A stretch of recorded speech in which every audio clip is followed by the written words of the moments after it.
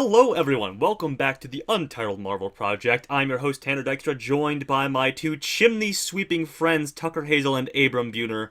We are continuing our journey to rank and review every single MCU film, except, of course, as you know, if you've been watching the last few weeks, we are not doing that. We are watching and ranking every single live-action Spider-Man film.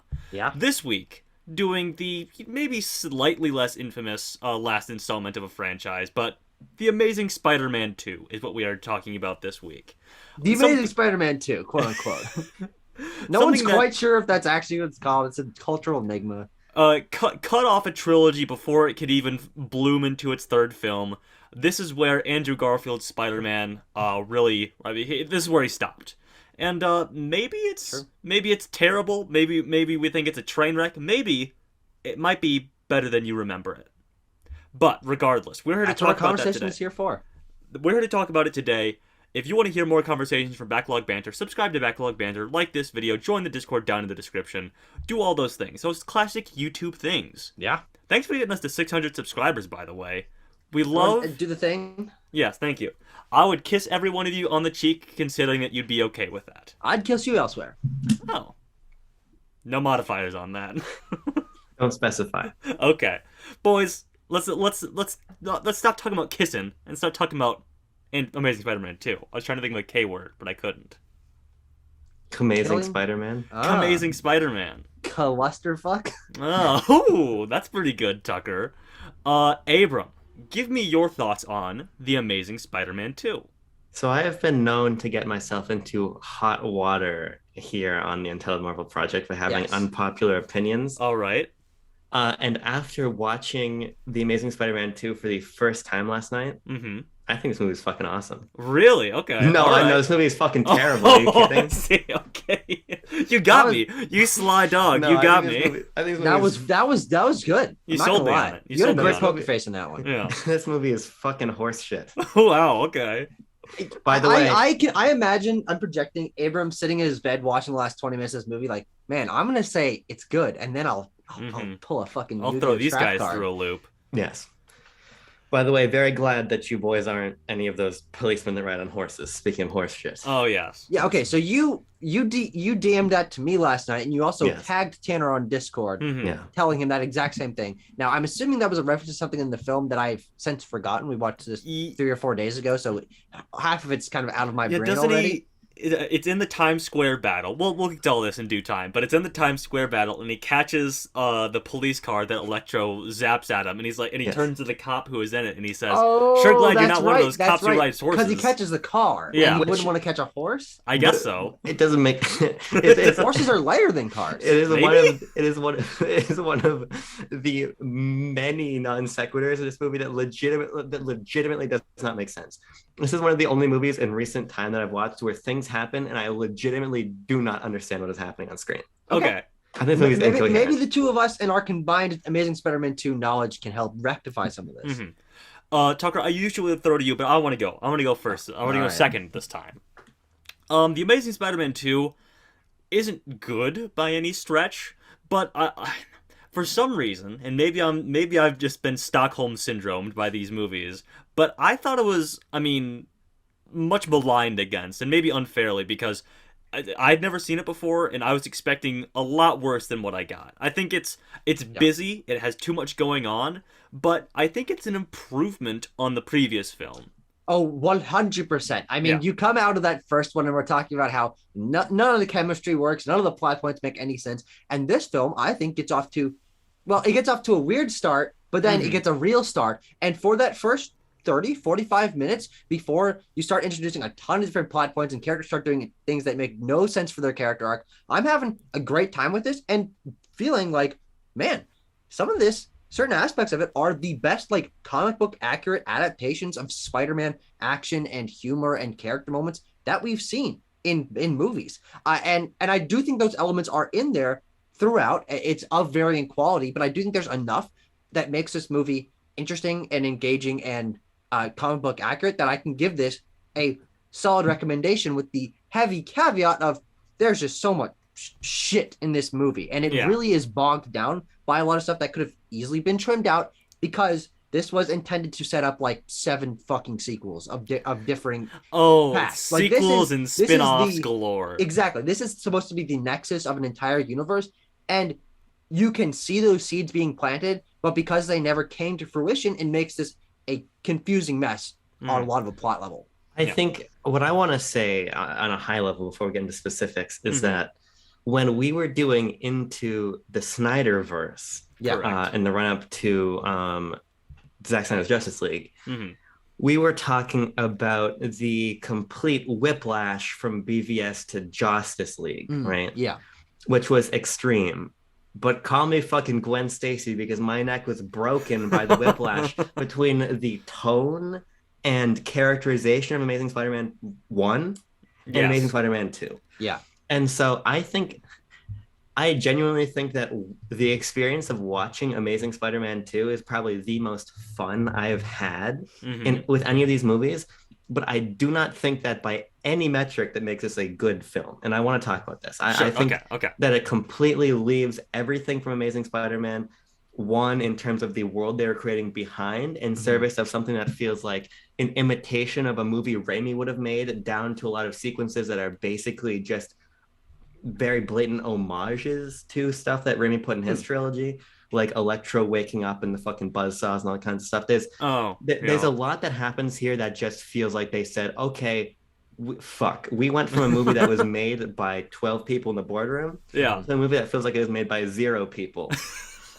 Because I don't even really know where. I was just at the very beginning of the movie. One thing I do want to say is what we started with on our review of the first one was with that tone, and I do think that you're right. This movie is very jarring to jump into and hop in after what we're gonna talk about, that opening sequence with the fucking plane thing, and go straight into really fun, quippy, quick action, no dourness or edginess of the first one. The tone is completely shifted.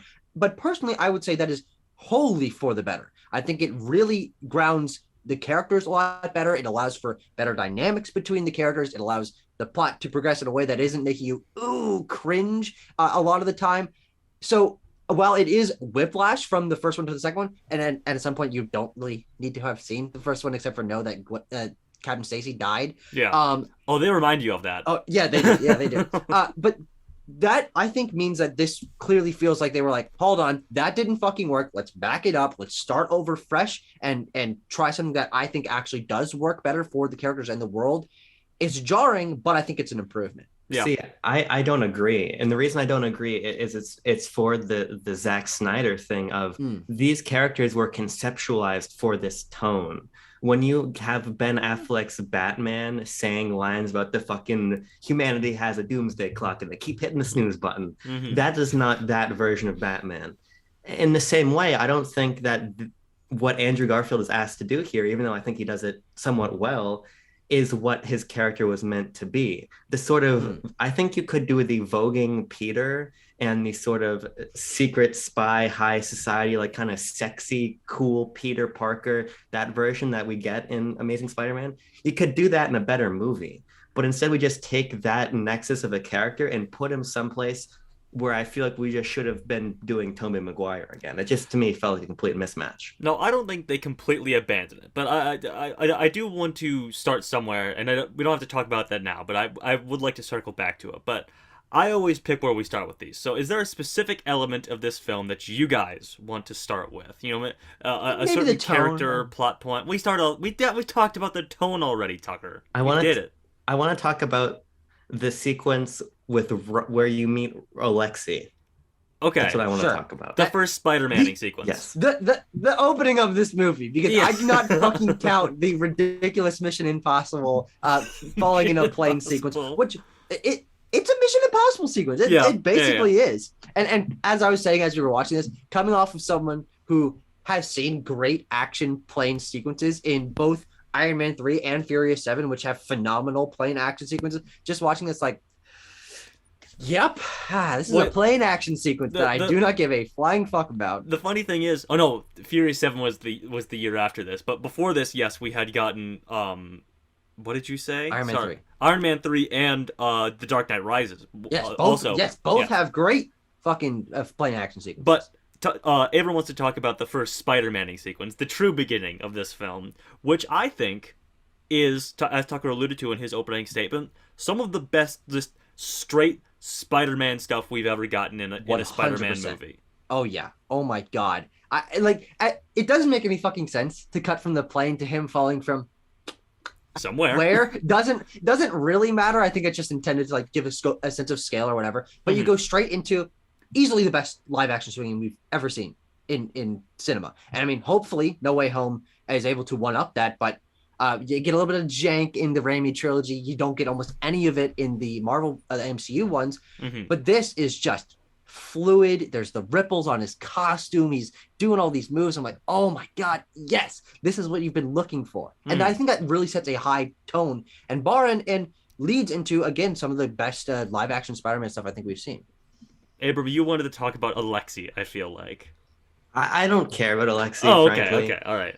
The fact that he's even in this movie is emblematic By of the way, Paul Giamatti Rhino is who we're talking about for viewers out there.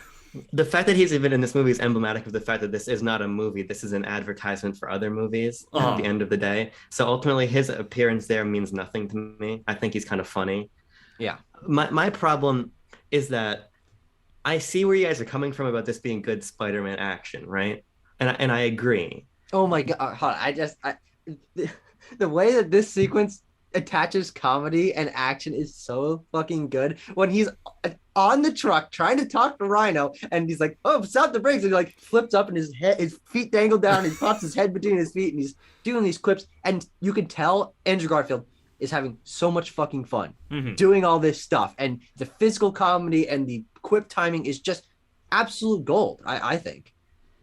I mean, it speaks back to my same issue that I just don't believe that this is who Andrew Garfield Spider-Man is. Okay. Sure. So this was me still trying to fucking realign my spinal cord of the total difference between the two. So I was impressed by the choreography, but ultimately I can find that action in the Spider-Man games, or I can look elsewhere for it. In the context of the movie Amazing Spider-Man 2, I don't think the sequence really works for me, because the connective tissue between plain nonsense and this is basically non-existent. Of course not. That really is just a completely disjointed prelude to what's about to happen. An unnecessary play, I would say. Yeah. But when you get down to street level, I don't think it works, because we're cutting between Gwen and this in a way that I get what they're going for, but I think the editing in this movie is really bad. And there's certain in this opening thing? Yes, there's sequences I want to talk about before, but I just think that it is bad. It is so high energy to the point of it just losing me. There's a fucking bajillion police cars, and Spider-Man is jumping. Holy fuck, there's so many police cars. Why are there so many police cars? There are like 150 police cars in this movie. This guy has a 6 in GTA stars. Oh, yeah. And like, it's fun, it's over the top, it's comic booky, but I just think that this is a movie with so much this movie was made by Electro. Every sequence has so much energy on a fundamental filmmaking level that it just becomes completely overwhelming, and it's just sensory overload, and I don't care anymore. Yeah. The ways that we're intercutting between shit, and we're trying to tell a joke a second, and then there's action, and we're fucking flying all over the place, and shit's there, and you got fucking tubes of plutonium, and they're jumping out the back. Yeah. It's fun. It's Spider-Man-y, but it doesn't fit within anything, and it just speaks to, for me, how this entire movie just feels like a bunch of disjointed ideas that are masked under, I think, pretty subpar filmmaking. The scene that I think is the worst offender is when Peter sees Gwen and they're reconnecting to like be friends again, and the camera He's walking across the street, and the camera cuts real life Frogger 12 times or something. It cuts over and over and over again, to above, to behind, to below, to Gwen, to Peter, to it is just a style of filmmaking that I do not think services the storyline, and I was continually taken out of the experience by the way the film is made. Yeah. I mean, I didn't catch that, but I'm sure if I did, I would agree with you. But regardless, if we could circle back to this opening scene of Spider-Man doing Spider-Man things, I love it. Maybe you're right, Abram, that it doesn't mesh with the rest of the film. It doesn't mesh with the franchise as a whole. I would agree. But at the same time, it's hopeful think, but I'm like, maybe the movie will be like this kind of just fun Spider-Man action stuff.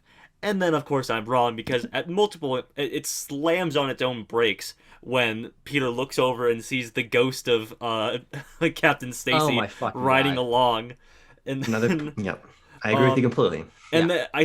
but I do love, it's a classic Spider-Man thing. He's stopping a crime, but he's late for a school thing. He's late for his own Exactly. graduation. Yeah, no, I do think there are a lot of elements of this that I think do work better than you're giving them credit for in terms of representing comic accurate Spider-Man on the big screen. The Parker Luck is back. He's thrown into a chase sequence that he was not prepared for, and he's late for the thing, and he's calling Gwen, which you get a lot in the comics of, why are you late? Why are you late? He's like, I'm ordering a pizza or something stupid like that.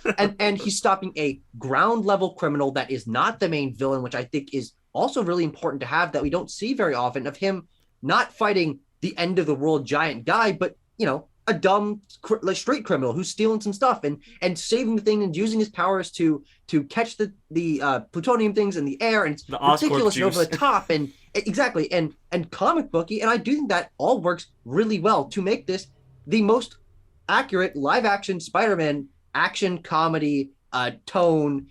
Multiple plot points going on that you get out of reading the comic books. I mean, sure, the scene by itself. I agree with you, but I can't, for me, view it as a scene by itself because he's not really a street level criminal. He's part of the Russian mob, but then that doesn't really matter. He's trying to save plutonium, but the plutonium never reappears in the narrative. Well, hang on. First of all, is it plutonium?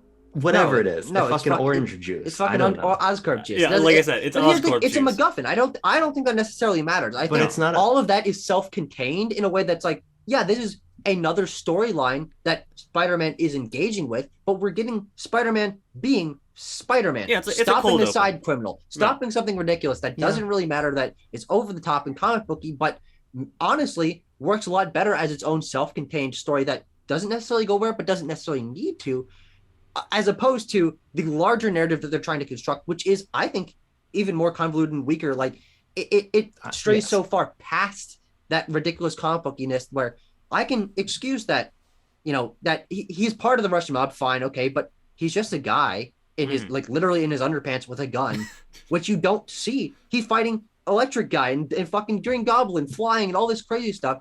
It's Green Goblin. It's really, I think, emblematic of what the game took from this movie, of him hopping onto the car and stopping the thing and having to do multiple things at once and fighting a ground level criminal with a gun, which has never happened in any of the other Spider-Man movies. I think that's a fair point. Okay. We can't get We can move on. We can move on because, of course, Peter Parker shows up to his graduation, and there's a bit of fun banter. He kisses Gwen Stacy on the stage. They get off. They have a bit of a conversation, and then it fucking hard shifts into like, whoa, Nelly, we gotta go edgy Amazing Spider-Man stuff here. We can't be having too much fun. Yeah, because Peter Parker is suddenly like, oh, I see the ghost of your father. I can't betray him or whatever. Holy fuck! And then they break up, right? Almost immediately after that. The next scene. Yeah. She breaks up with him by saying the words, "I break up with you." Yes. Which does not make sense. That's not a sentence he's... It's besides the point. It's like a script error. It's like Stranger Things with Eleven, who's like supposed to be talking in broken English when she says, "I dump your ass." It's I do think that what you're talking about of this opening sequence not flowing to the rest of the film is mostly hampered by the appearance of Captain Stacy's ghost for absolutely no fucking reason. And he shows up 3-4 times maybe throughout the rest of the film. It's not like enough to be like, oh, this is a huge thing, but enough to be like, oh fuck, that's right, this is a thing. And that was really jarring. And that last sequence, or not the last sequence, the where they break up in fucking Chinatown or whatever, is just an entire 180 of the development that happened at the end of one. Their entire relationship, which, granted, and I think this is one of the strongest suits of the movie, has led to them having way better chemistry. I agree. Way better chemistry. And they actually have a relationship. They have a history together. When they kiss, when they have those moments, you don't feel like, oh wow, this is the third time you fucking met, like in the first one. There is a history there built over whatever amount of time happens between the two movies, but the fact that we don't see that, and instead we're introduced to their relationship, and then we got to break up, and then they're going through sine wave of breaking up and getting back together all throughout the movie. That's one of the more contentious elements of this film in terms of that plot line, I do think it leads to quite a few good moments throughout that allows them to have great chemistry and puts them in funny, ridiculous situations. But it doesn't follow the ending of the first one at all. No, absolutely not. The last frame of the first one, as we were so we dug into that. Thank you, Abram, again for really digging into that one. But I think it's antithetical to what the ending of the previous film was, and it's that them being broken up sticks around for time is like a flat circle in this movie. I don't know how long anything takes in between anything because there's so much stuff, which we should get to. It's, Aunt May is not in nursing school very long, if you happen to notice. Yeah, I mean, that's a whole weird sideline that I think is something that maybe was intended to be a big plot point going forward. But it does the only ramification of her mentioning that at all is that she's in a hospital when the power goes out and she's like, everyone do a thing. I gotta watch out. She graduated already. Yeah. Oh yeah, she is like actually being a nurse in that. Well, scene. actually, no. Hold on.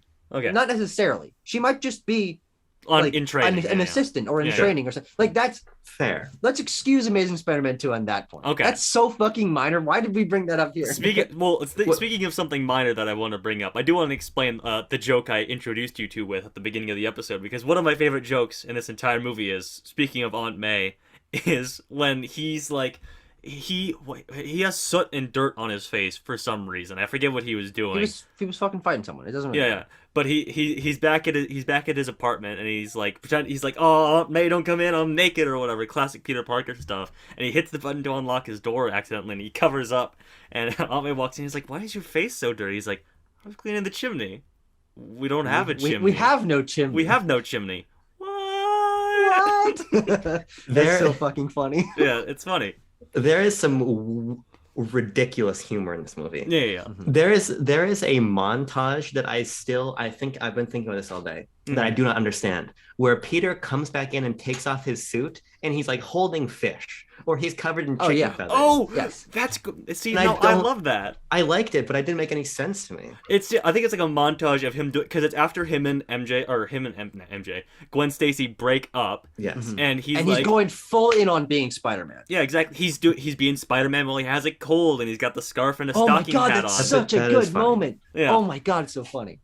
Okay, let's talk though, because we've said Captain Stacy. Let's just talk about this. Okay. I actually really like the stuff between Gwen Stacy and Peter. I think their relationship is circuitous in a way that's annoying and undercuts the first film. But if you just take it for what it is a pretty compelling story about these two people who are on different paths and trying to converge again. Yes, 100%. I actually like that. I think it leads to some really vulnerable moments for both of them, and I think that stuff is great. And this movie on the whole, with one glaring exception, is really well acted. Okay. But I think their chemistry and all that is probably the best acting. When he writes like "I love you" on the bridge with some webs, that's cute. That's a very cute moment. Yeah. However, and also I do think that it works for Gwen Stacy throughout this film to, I think, in a great way, entirely ignore what happened in the first one. Make her own character with actual agency, and she's pushing back against Peter, and she's actually going off and doing her own stuff and getting a fucking internship in Europe or whatever. There's all sorts of stuff that flesh out her character a lot more, and I'm very happy. I think that I'm very happy that they gave this relationship and their chemistry together a lot of time in this film. I mean, it's not the main plot of the movie, but I would kind of say it is in a sort of twisted way, because it's the one I care about the most by far. It's like the internal stakes of the film is their relationship. Captain Stacy. Okay. The Captain Stacy stuff makes no sense. The ghost? No, it makes no sense. It leads nowhere. There is no context for when Peter thinks somebody is Captain Stacy or not. He thinks fucking Electro is Captain Stacy at the end of the movie. Oh, that's right. None of it. The Captain Stacy thing goes nowhere. And not only does it go nowhere, let's just talk about it. The death of Gwen Stacy. Okay, sure. What does the death of Gwen Stacy mean? Does it... what it means, if you just take it on a plot level, is that Peter defiled the legacy of Gwen's father and then got her killed, and Captain Stacy was right. Sure. Okay.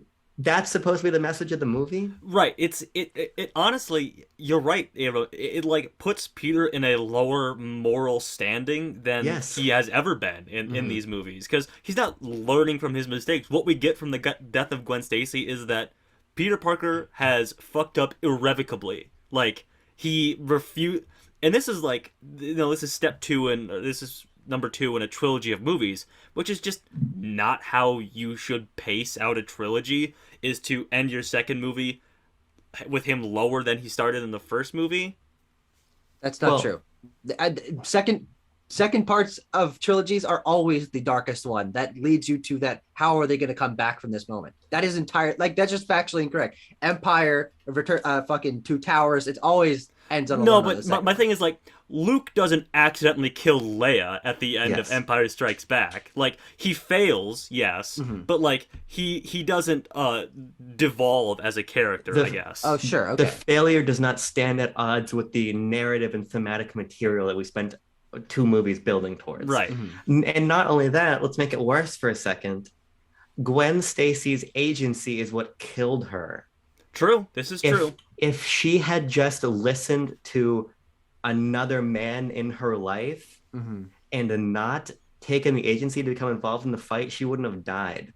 So is the messaging of Spider-Man 2 that Gwen Stacy should be subservient to Peter? Of course not. Yeah. However, it's emblematic of the fact that this is a terribly written script that has no direction for its plot level or its thematic level ideas, because the death of Gwen Stacy makes Peter look like a jerk off, makes the Captain Stacy stuff mean nothing, makes Gwen Stacy's agency her own downfall. It's a completely terribly handled thing on a plot and thematic level. If I may, in the comics, which this is emulating, obviously, Gwen Stacy died like decades after she was introduced. I mean, it was a method to sort of shake up Peter's life and really bring him down. Not in the second of a trilogy of movies where they've been together for maybe 30-40 minutes total of screen time. Here's the thing. I think now that you're explaining all this stuff in the way that, in all legitimate honesty, I did not think about the thematic material of this movie once. That's the fair. entire course of the movie. Now that you're explaining it, it is really shaky, and it doesn't make any sense from a plot level. Though I do think that in the moment when I'm watching this film and not thinking about that the thematic material, that sequence I think is handled really well. I think it's shot really well. It is a heartbreaking moment. A lot of tension in that sequence where the gears are fucking cracking and his foot is stuck in the thing, and everything is boom, boom, boom. Oh God, this is gonna happen. And then it's not the whiplash that breaks your neck, it's hitting the ground. And I think that all of that and him coming down and the emotion on his face when he's discovering that she's dead, and all after that, him being sad and going to the funeral and not being Spider-Man for a while, all of that I think is shot really well and edited really well and has a lot of emotional weight to it. When you're reading it through that thematic lens of it sort of subverting what happened at the beginning or the end of the first movie, it's shaky on that, but taken as the sequence representing that classic Spider-Man storyline, I think it's handled very, very well. It is a heartbreaking sequence, and Andrew Garfield's acting his heart out in that. Certainly one of his best acting moments. Well. Retribution for Andrew Garfield being a good actor in this movie. He is. He turns in a good performance. I have to say I still disagree, even on a plot level. And the reason I do is because what incites that is Green Goblin, who comes out of nowhere and is a terribly acted, written, set up, conceptualized, and implemented character. Okay. Yes. And that's the first half. And then on the back half, Andrew Garfield deals with the death of Gwen Stacy in the course of the last 10 minutes of the movie. I don't have time to feel the effects of Spider-Man being gone. I don't have time to feel the effects of Peter mourning, because now we've got an interesting situation where we're not mourning Ben right now. We're mourning Gwen, and there's a really beautiful moment of Aunt May putting away the box of Ben's stuff and having a conversation with Peter about you got to put this stuff where it belongs.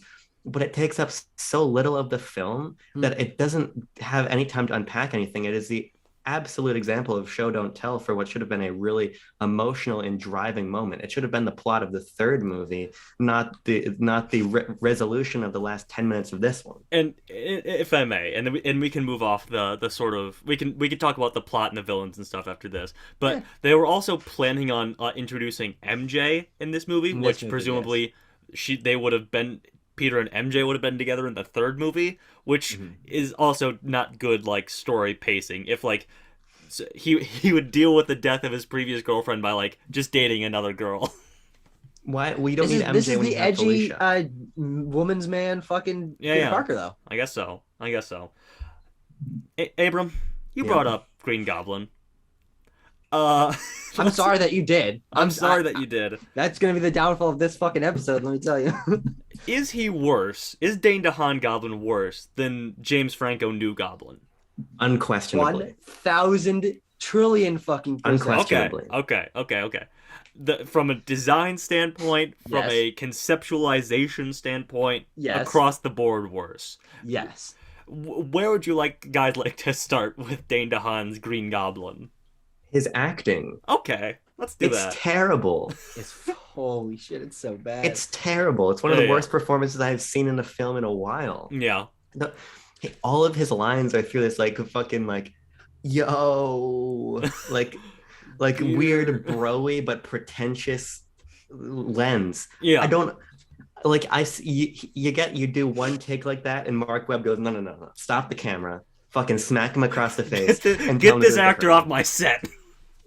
I don't understand. I do not understand what they were thinking with letting Dane DeHaan do what Dane DeHaan does, on top of the absolute tragedy, which is how he's written, which I also think we should talk about. Okay.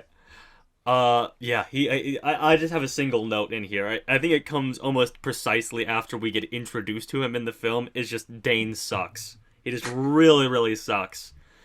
I think his performance is really awful. I 100% do agree with you. I think that he clearly has no chemistry with literally anyone else fucking involved in this movie, and he's not turning in a performance that feels threatening or nuanced in any way. He's just kind of annoying, and it kind of makes his friendship with Peter not feel reasonable in the slightest. You mean they don't have great chemistry? No, they don't, Tanner. I'm sorry to What? inform you. I hate to burst your bubble. Oh no. But I do think that all comes back from the point of every way that the inclusion of the Osborns as a whole and Oscorp as a company is, I think, the worst part of this movie. And you can see that weirdly also reflected by Spider-Man 3, in which New Goblin and Harry's inclusion in that and the way they wrap up that storyline.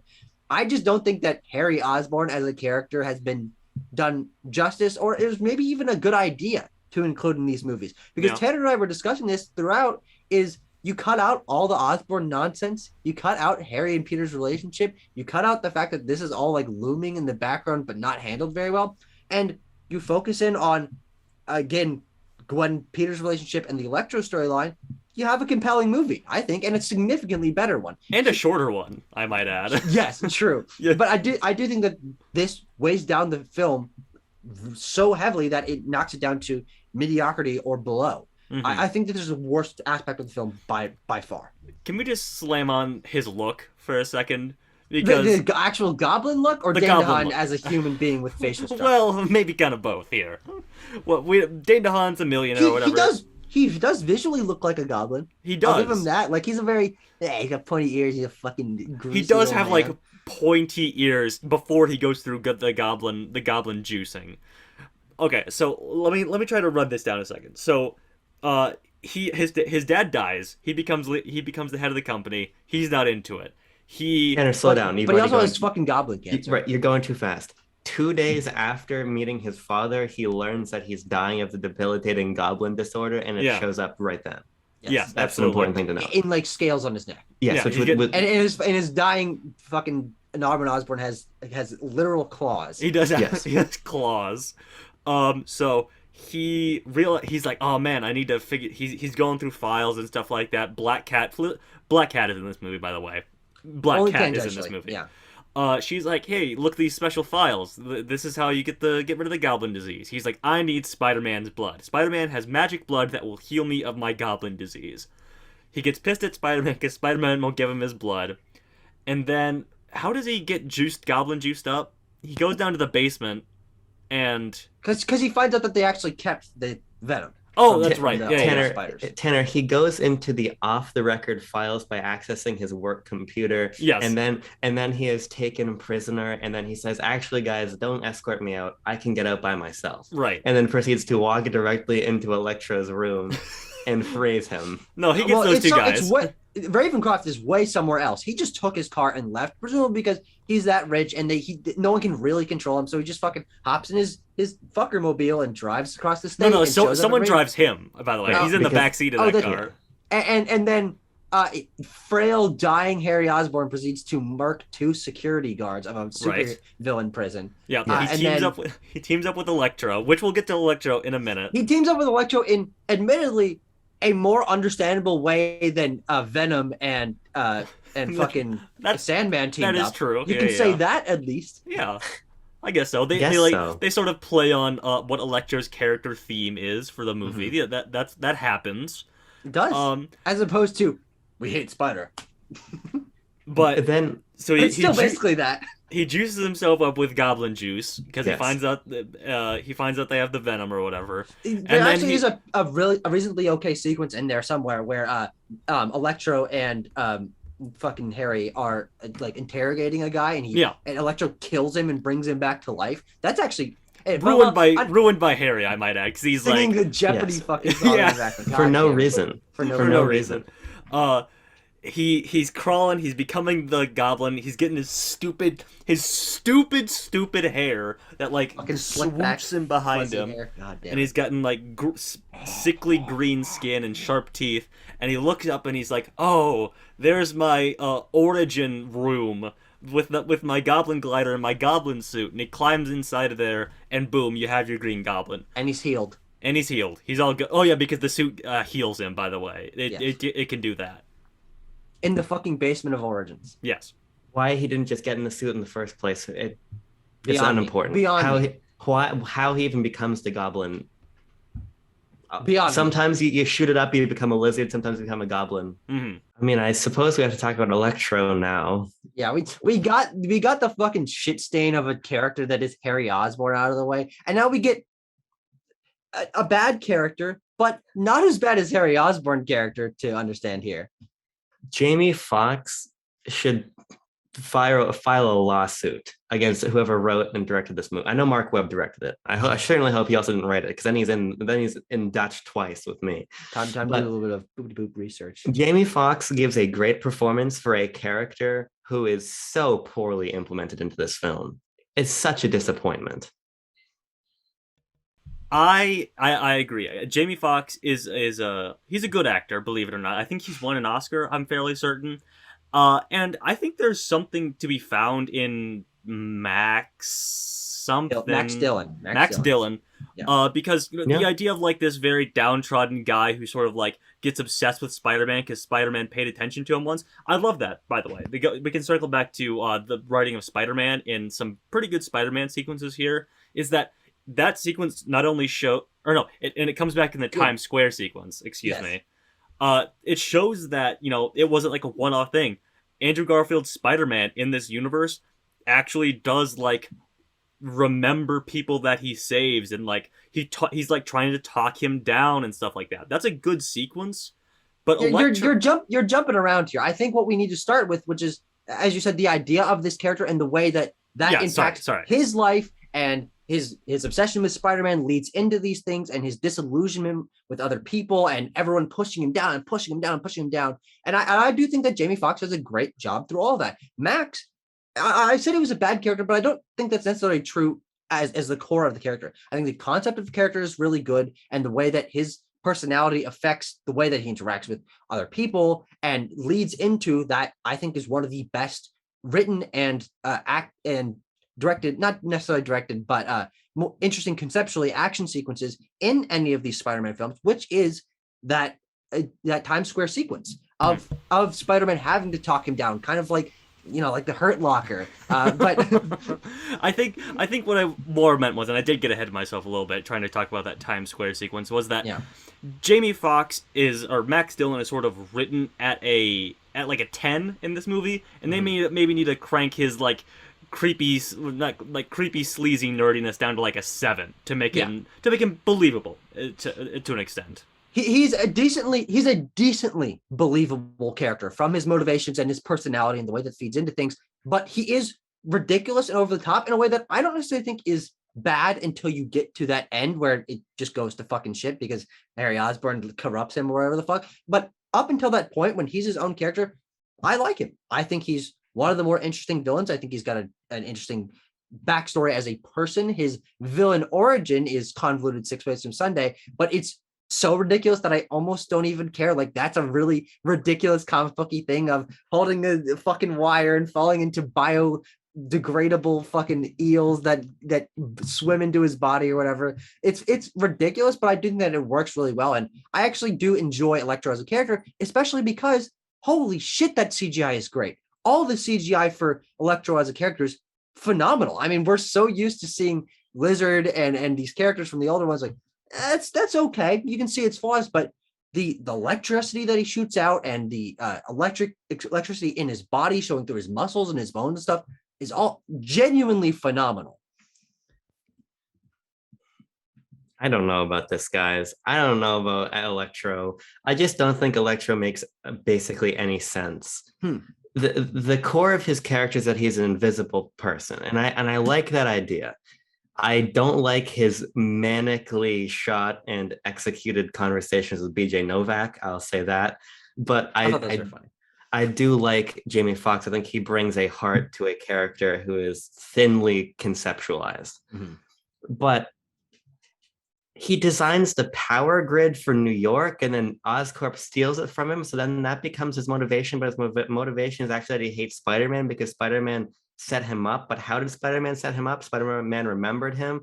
It seems like Electro does things so that the plot moves along, or says things because they would be cool if he said them. Like, I'm Electro, when when random German scientist man number 48 is talking to him. Dr. Kafka. Or just like, yeah, okay, there's something campy and weird about the eel thing, but the eel thing also makes no sense. The spider bite is campy and weird, but it makes sense. Okay, a spider bit Spider-Man. Spider-Man gets spider powers. Jamie Foxx is fixing an electrical coupling, and then he gets electrocuted after the coupling's already been fixed, and he falls into an eel tank, and then the eels either eat him or become him, and then he becomes Electric Man. Well, first he becomes a fucking cocoon on the floor. Right. Oh yes, he becomes a cocoon. Before that, he freaking molts. I just don't think that his implementation into this movie makes sense. I don't believe him. I don't care about his motivation, and he's got cool CGI. He facilitates good fight scenes. I love this. You want to talk about cool Spider-Man stuff? When one of his web shooters is out and Spider-Man is like using one to get all those people off the railing. That's great. Electro facilitates cool things, but Electro himself does so little for me. He certainly facilitates cool things like the dubstep music that he brings with him everywhere. Okay, hold the fucking phone. I think that the whole Times Square sequence is one of the best live-action Spider-Man sequences from the villain and Spider-Man doing things and the cool action, whatever. Yeah. But whatever the fuck that song is that's like describing what's going on in his head is one of the most egregiously obnoxious and ridiculous fucking like musical choices I've ever heard in any film ever. They hated me. He chased me. Bah, bah, bah. It's like, why? Just make it normal. Just make normal music, please. It's not that hard. It's actually easier to do that. Is that worse or better than the itsy bitsy spider thing at the end? It's worse. It's definitely worse. Okay. Neither of those are the worst needle drop in this movie. Abram, I know where you're going, my good man. Hold on. The worst needle drop in this movie is the Philip Phillips needle drop. Yeah, baby. Into what is the most incoherent scene we have watched in any of these Spider-Man movies. Where he's piecing all the shit together and building his fucking wall of wisdom. What is he piecing together? What is he trying to accomplish? Why is he listening to Philip Phillips? What do the lyrics of that Philip Phillips song have to do with anything happening? That sequence makes literally zero sense. Right. The song is absolutely there's no connection to what he's doing in that scene. it's because that song was very famous at the time. It had a lot of radio play at the time. They're like, oh, what's like a cool indie boy song that Peter can listen to? How about Philip Phillips' Gone, Gone, Gone? Anyway, we were talking about Electro. Anything else to say about Electro from you, at least? I do. I love that Times Square scene. I think it's good. I think, Abram, I kind of disagree with you in how he's implemented in the story. I think any Spider-Man movie you do kind of need, except when they get to the MCU ones, you do kind of need like the villain that poses a physical threat to him throughout the movie. And I think Electro is a good one of those in this. I think, yeah, I agree with you sometimes, but then fucking take a fucking spool wire and a nail, and now Electro can't do anything to Spider-Man anymore. I like the sequence of him trying to figure out how to protect his webs, and he's like setting shit on fire. And that's like the second needle drop montage that works so much better than that first. Oh yeah, that's Kid Cudi, The Pursuit of Happiness, which is a great song, by the way. Gone, Gone, Gone, not a very good song. And all the fucking batteries are blowing up, and he's like cradled himself in the skylight with his fucking spider powers. I don't know. It's fucking hilarious. That's good, but then hold on. One of the funniest fucking visual things in this movie, he's wearing a fucking wetsuit with like a circle goggle. Sure.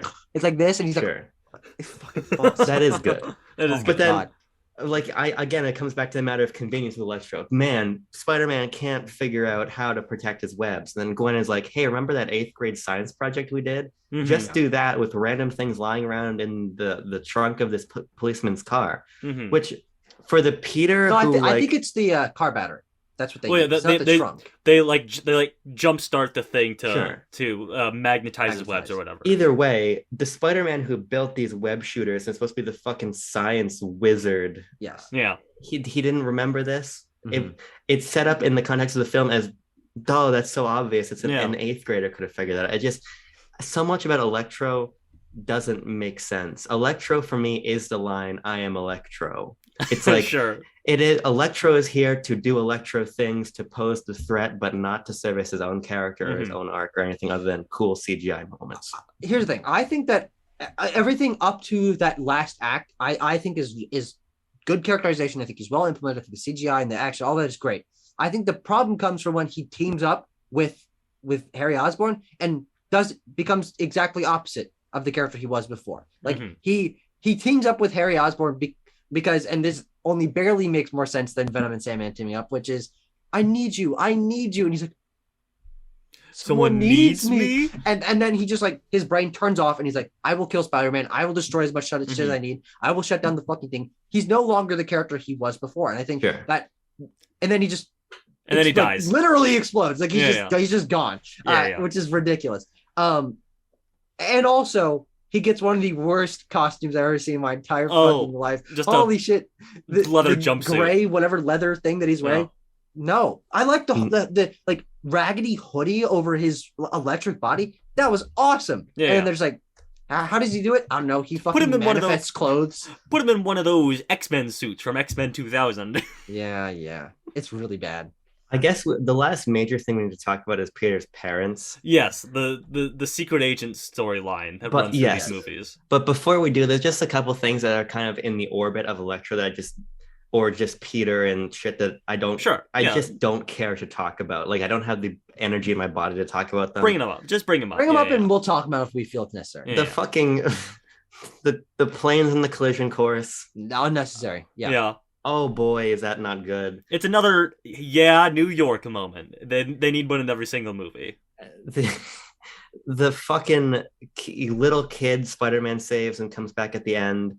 Oh, Jorge.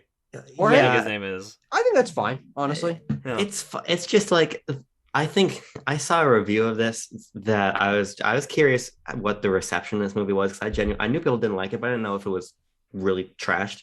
Mm-hmm. Somebody, I think for like New York Post or something, was like, this movie is just all platitudes, and I think a lot of stuff falls into that. And I think Jorge, I like the idea of Spider-Man saving kids, of stopping the bullying. I love that scene.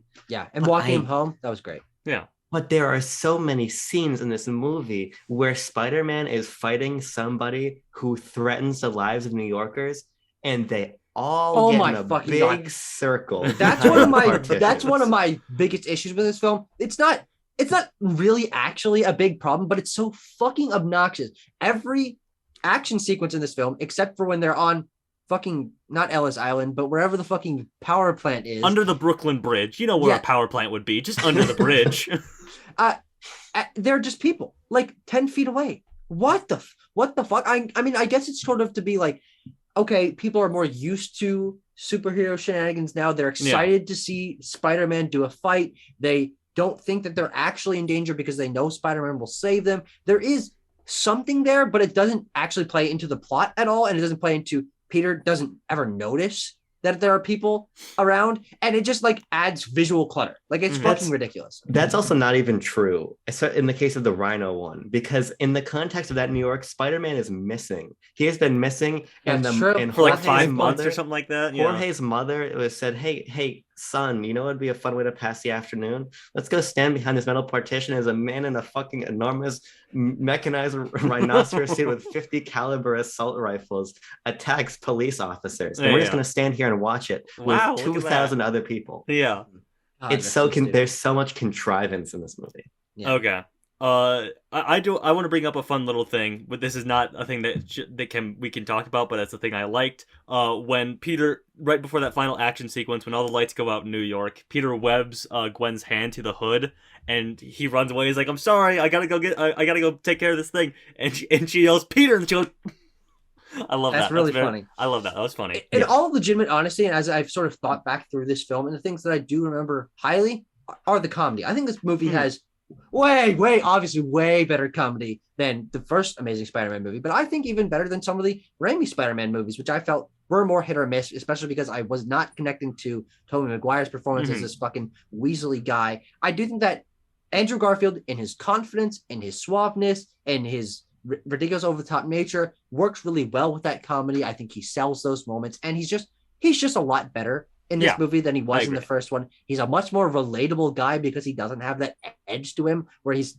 accidentally sexually assaulting a woman on the subway. Like that, I think that energy is gone, and for the better. I think he's a Peter Parker in this movie that you can relate to, and he is down on his luck in certain situations. And the comedy just hits way more often than it doesn't. Yeah.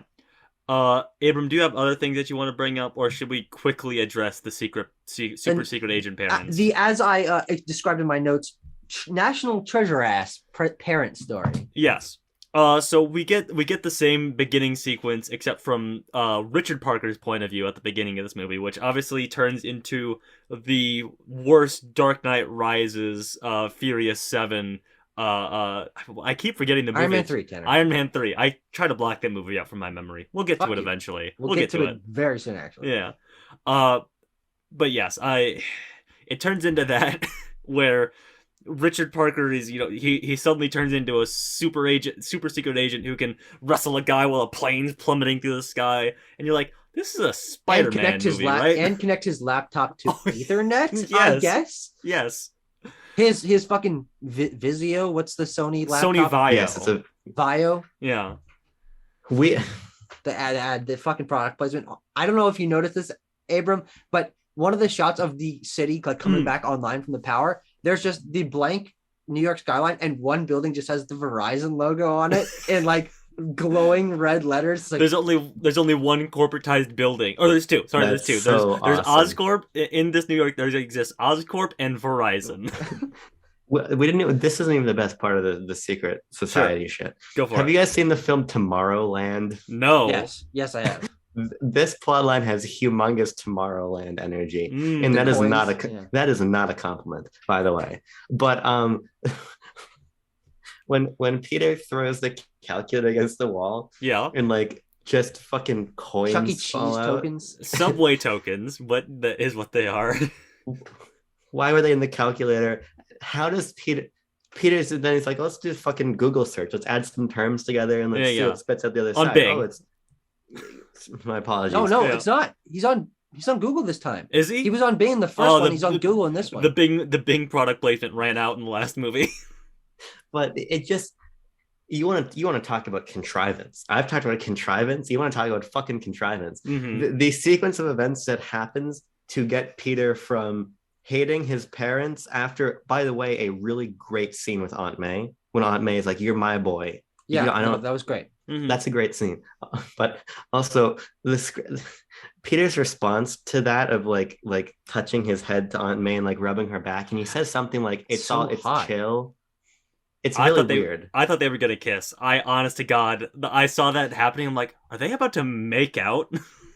It was there was some sexual tension there. Yeah. The entire all I'm saying, and I don't even really I don't I this is the part of the movie I care the least about, is that the sequence of events that takes us from hating the parents under a pretense that I don't even understand. I genuinely do not understand what the parents were doing, why they ran away. No. And don't explain it to me. I don't want to know. Exactly. Getting into the train and watching the video, it's just Abram, I'd like to delight you by informing you that, and I showed Tucker this because he didn't know either. There is a deleted scene of this movie, which means that they were planning on putting this scene in, where Richard Parker shows up at the graveyard at the end.